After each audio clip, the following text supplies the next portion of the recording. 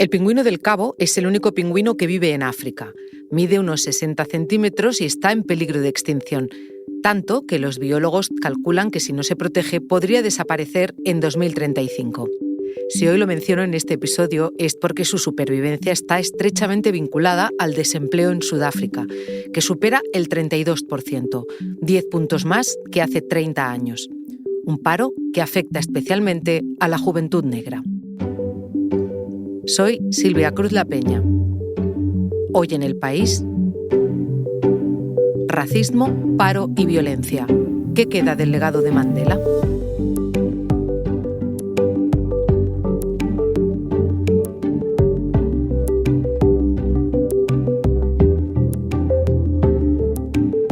Este episodio lo trae mi compañera Elsa Cabria.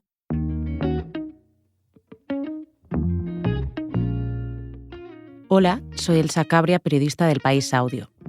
Cuando este año el ANC, el histórico partido de Nelson Mandela, perdió la mayoría en las elecciones generales de Sudáfrica, me pregunté por qué tanta gente había dejado de votar por ese partido.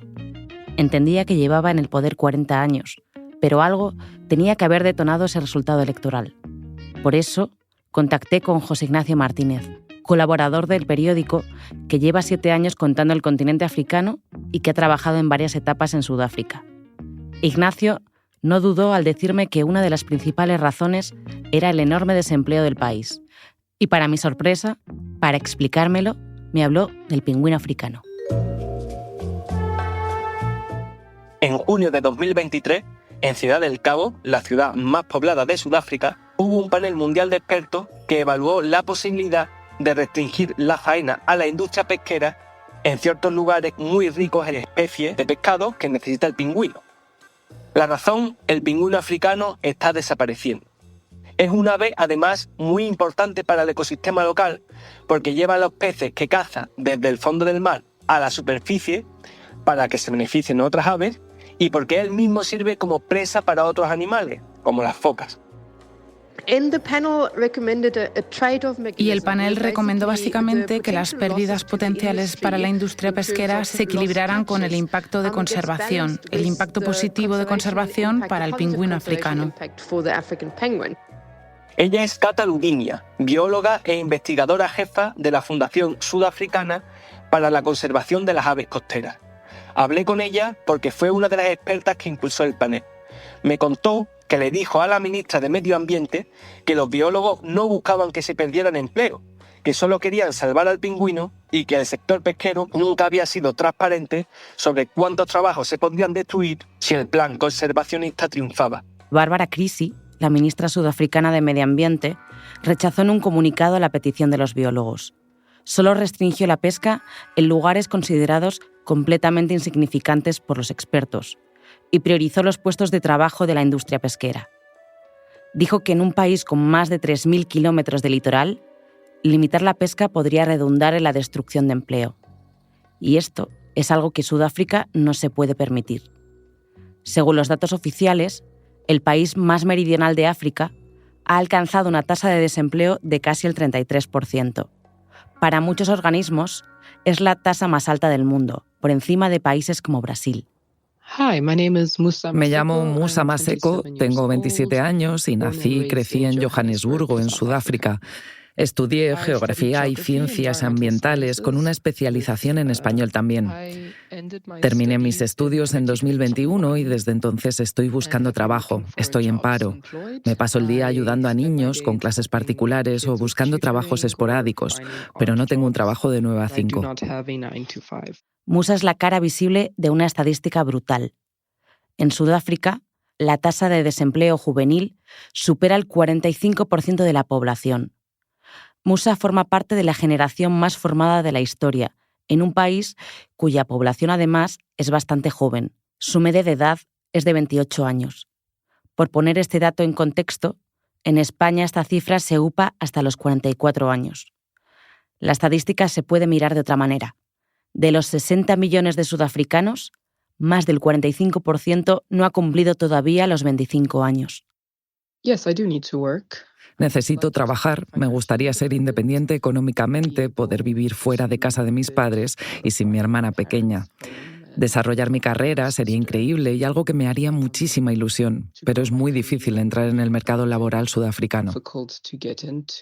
Sudáfrica, una república parlamentaria, es un país muy visitado por sus grandes parques naturales, como el Kruger, el más extenso del sur de África, y también por su amplia fauna. Pero como me contó José Ignacio, la mayoría de la población local vive a menudo ajena a estas bondades y enfrenta problemas estructurales que están minando su moral. Esa mayoría son descendientes de asiáticos, europeos y de africanos de otras partes del continente, conocidos como mestizos o colored, además de negros. Muchos jóvenes se ven sin futuro y sin oportunidades laborales, y sienten un hartazgo que se evidenció, por ejemplo, en un estudio que publicó la Universidad de Ciudad del Cabo justo antes de las elecciones, en el que afirmaba que solo la mitad de los jóvenes del país tenía pensado votar. Musa se siente clase media, porque sus padres la pueden mantener, pero los organismos difieren sobre quién es clase media y quién no. Los hay que consideran que para ser clase media en Sudáfrica hay que ganar alrededor de 20.000 rands al mes, unos 1.000 euros.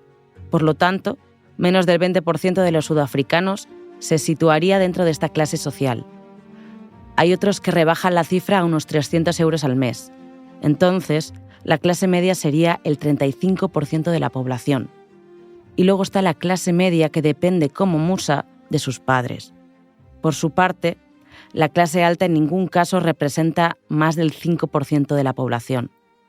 Pero en el resultado de las recientes elecciones ha tenido mucho que ver también la mayoritaria clase baja, marcada por un elevado nivel de pobreza y altas dosis de violencia. Para entender estos barros, hay que mirar a los lodos del pasado. Sudáfrica vivió un régimen de segregación racial que estuvo en vigor desde 1948 hasta 1994. Durante el apartheid, que así se llamó, la minoría blanca en el poder creó guetos habitacionales, restringió el trabajo y el movimiento de la población negra, que era y sigue siendo mayoría, y la despojó de los derechos civiles más elementales. Todo acabó en 1994 con las primeras elecciones totalmente democráticas, en las que el Congreso Nacional Africano, ANC por sus siglas en inglés, la agrupación política liderada por Nelson Mandela, arrasó. El resultado fue que el partido ganó más del 60% de los votos y en ese momento Mandela se convirtió en el primer presidente negro del país. Así que el ANC ha representado la liberación para todos los ciudadanos no blancos del país que gracias a su lucha ahora tienen un sistema democrático y tienen derecho a voto. Ella es Laura Planas, investigadora de la Universidad Pompeu Fabra y de la Universidad de Barcelona. Ha pasado varios meses en Ciudad del Cabo estudiando las políticas públicas. Esta académica me contó que con la victoria del ANC, el gobierno de Mandela mejoró sustancialmente las redes de transporte público, promovió el acceso a la salud entre la población negra e intentó reformar el sistema de propiedad de la tierra, en manos hasta entonces de la minoría blanca. También derogó todas las leyes discriminatorias y, al amparo de la nueva Constitución, aprobada en 1996, impulsó un programa de igualdad en el acceso al empleo primero y una política de ayudas y discriminación positiva a la población negra después, que se llamó en un inicio Black Economic Empowerment.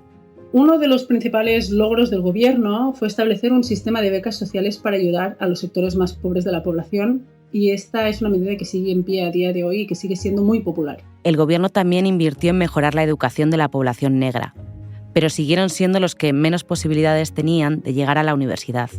El gobierno se ha centrado siempre en impulsar la economía del país. Y si bien es cierto que un crecimiento de la economía deriva en más empleos y por lo tanto menor tasa de desempleo, este no ha sido el caso de Sudáfrica. Las décadas pasaron y el hastío creció, impulsado por los graves casos de corrupción en el seno del ANC y también por la inacción de los diferentes gobiernos de este partido a la hora de solventar estos problemas.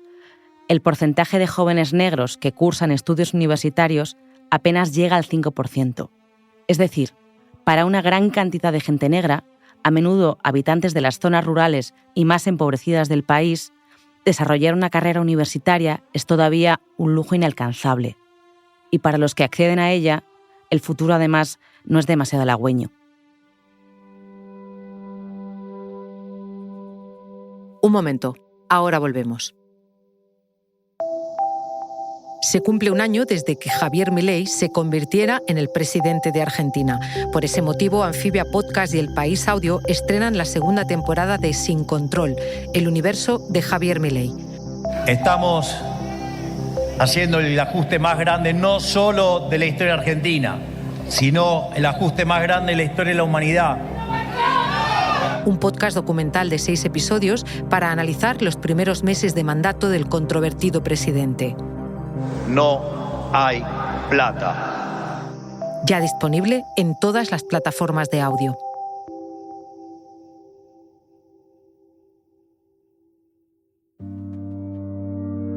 La sensación de no avanzar o de hacerlo muy lentamente ha tenido consecuencias directas en la gente sudafricana, muy diversa racialmente.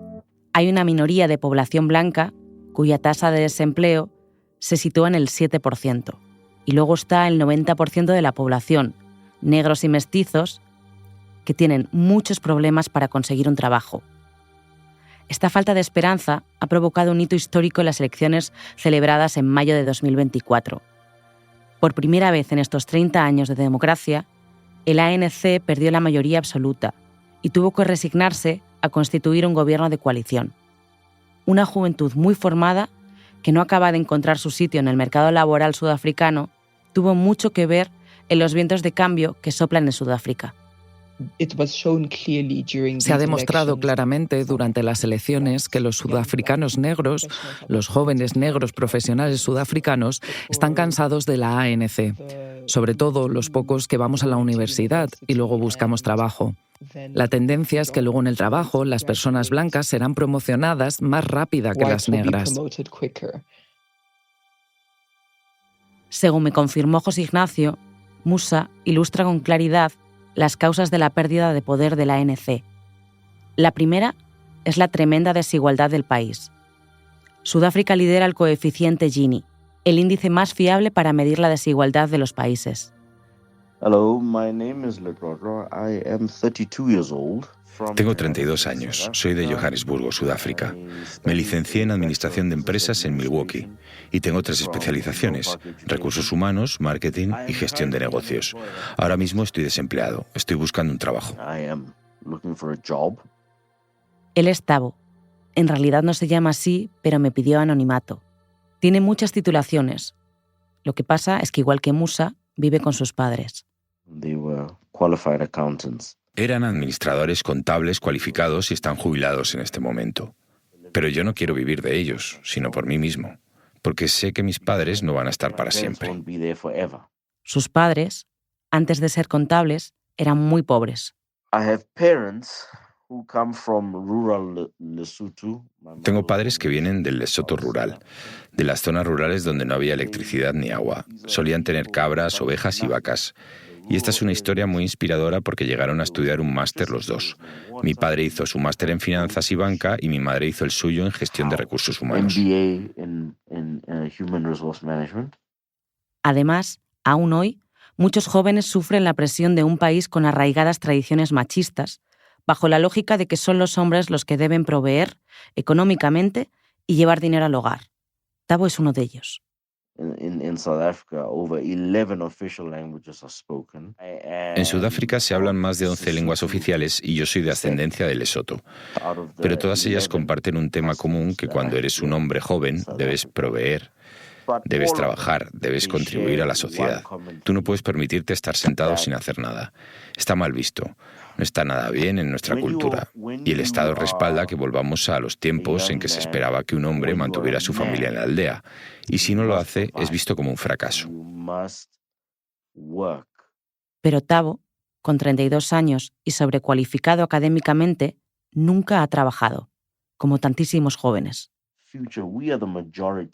La juventud somos mayoría en cuanto a la población de este país, pero no estamos representados. No se piensa en nosotros. Tabo es muy crítico con el ANC. Al final, es el único partido de gobierno que ha conocido. De hecho, conoce muchos jóvenes que decidieron no ir a votar en las últimas elecciones, justo lo que señaló el estudio de la Universidad de Ciudad del Cabo.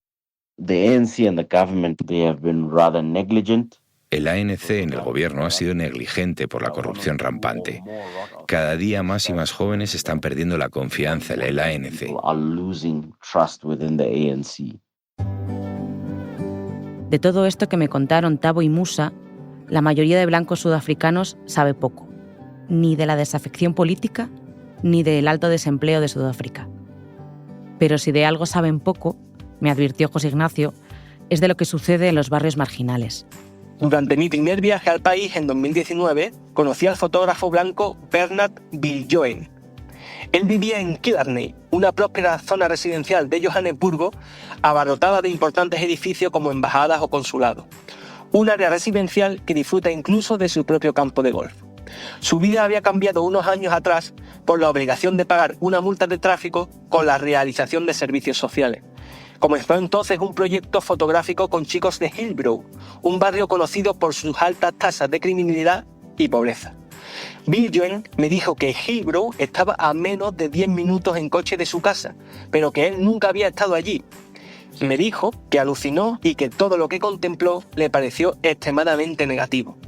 En su primera toma de contacto, lo que Viljoen vio fue, sobre todo, gente que no tenía nada. Y he aquí otra de las principales causas del reciente vuelco electoral y una de las consecuencias de la brutal tasa de desempleo. Sudáfrica tiene un problema enorme con la pobreza. La pandemia golpeó muy fuerte a la economía sudafricana, destruyendo miles de empleos y obligando a echar el cierre a cientos de pequeñas empresas, por lo que estas cifras, de hecho, podrían no reflejar con exactitud la gran magnitud del problema. Esta falta de recursos se concentra, sobre todo, en áreas rurales y en determinados barrios de las grandes ciudades. Cabe destacar que aún hay muchos barrios satélite concentrados con población negra y viviendo en los llamados townships, con condiciones de vida e higiene deplorables. En estos barrios marginales, conocidos como townships o slums, que me describió la académica Laura Planas, muchos sudafricanos directamente han perdido la esperanza de encontrar un empleo que les permita sacar adelante a sus familias. Sin trabajo y sin ingresos, y viendo cómo a muy pocos kilómetros de sus casas sus paisanos viven en urbanizaciones de lujo con todo tipo de comodidades, muchos jóvenes apuestan por las pandillas y por la violencia como forma de vida. Esta es otra de las causas que, como me explicó José Ignacio, son claves para entender la retirada de apoyos a la ANC.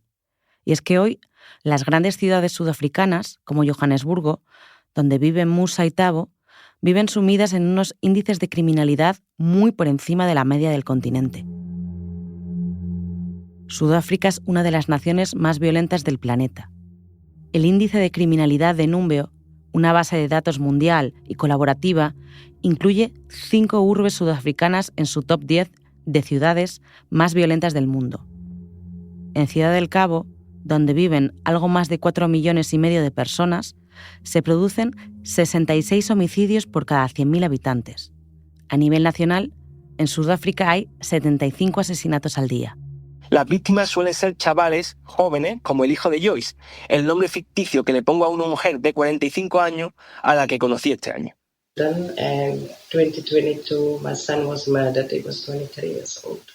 En 2022 asesinaron a mi hijo. Solo tenía 23 años. Lo apuñalaron hasta la muerte. Vi cómo se desangraba hasta la muerte en el hospital.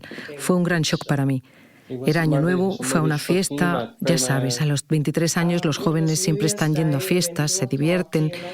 Hubo una pelea. Llegaron unos pandilleros, porque en el área donde vivíamos mandaban las pandillas, y le dieron puñaladas en el pecho, en la espalda. Esos son los slums. Él se desangró hasta morirse. El caso del hijo de Joyce no es un hecho aislado. Aunque son los habitantes de estos slums los que más sufren las consecuencias de la violencia, nadie es ajeno a ella. Tampoco el turismo, que es uno de los motores económicos de Sudáfrica. En el 2023, el sector empleó a 1 de cada 10 personas que trabajó en Sudáfrica y contribuyó al PIB nacional en un 8,6%. Pues con todo, y pese a los esfuerzos de los distintos gobiernos, tanto nacionales como locales, en ofrecer una imagen de seguridad al exterior, los casos de ataques son numerosos. Quizá uno de los más sonados se dio el pasado año, cuando un ciudadano estadounidense alquiló un coche en el aeropuerto de Ciudad del Cabo para ir a Simonstown, conocido destino vacacional costero. El navegador del vehículo lo llevó por Nyanga, uno de los slums más peligrosos, y allí sufrió el atraco de un pandillero que le disparó en la cara para robarle. El hombre sobrevivió, pero fue la gota que colmó el vaso. Google se comprometió a retirar de las principales rutas de Google Maps este y otros slums que en ocasiones hay que dar largos rodeos para evitarlos.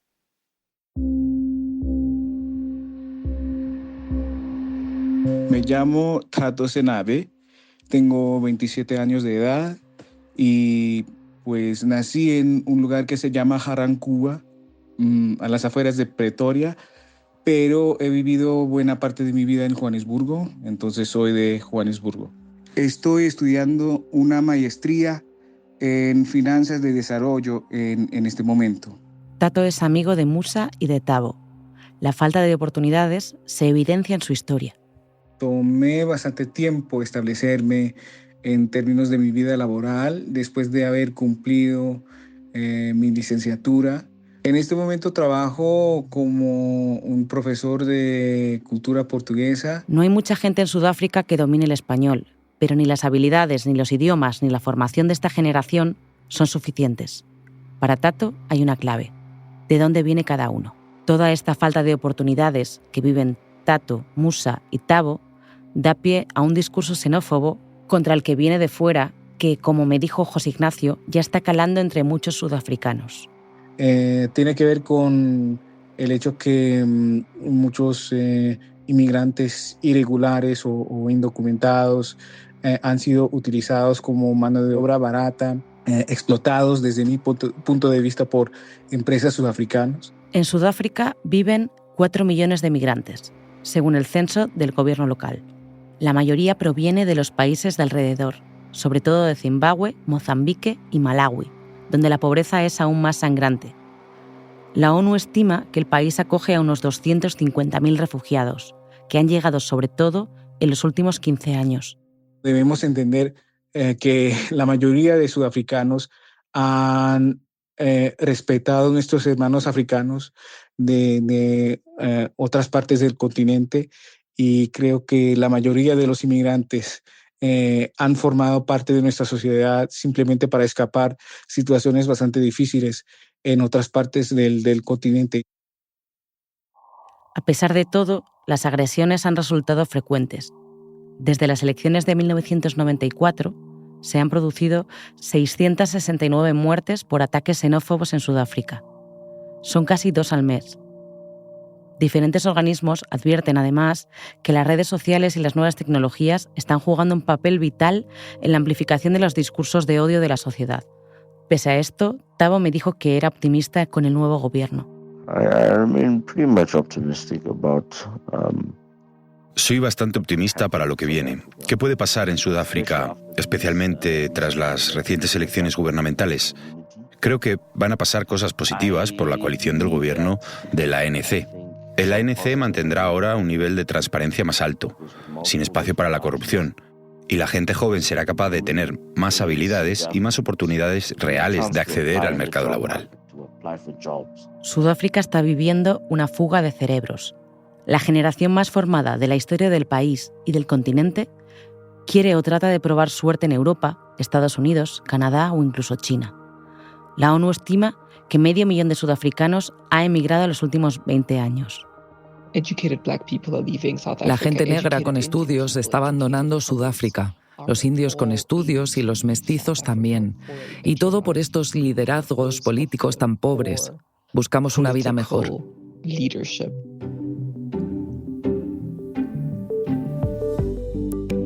Este episodio lo ha realizado Elsa Cabria. La grabación sobre el terreno es de José Ignacio Martínez. El diseño de sonido de Nacho Taboada. La edición de Ana Rivera. Yo soy Silvia Cruz La Peña y he dirigido este episodio de Hoy en el País. Gracias por escuchar.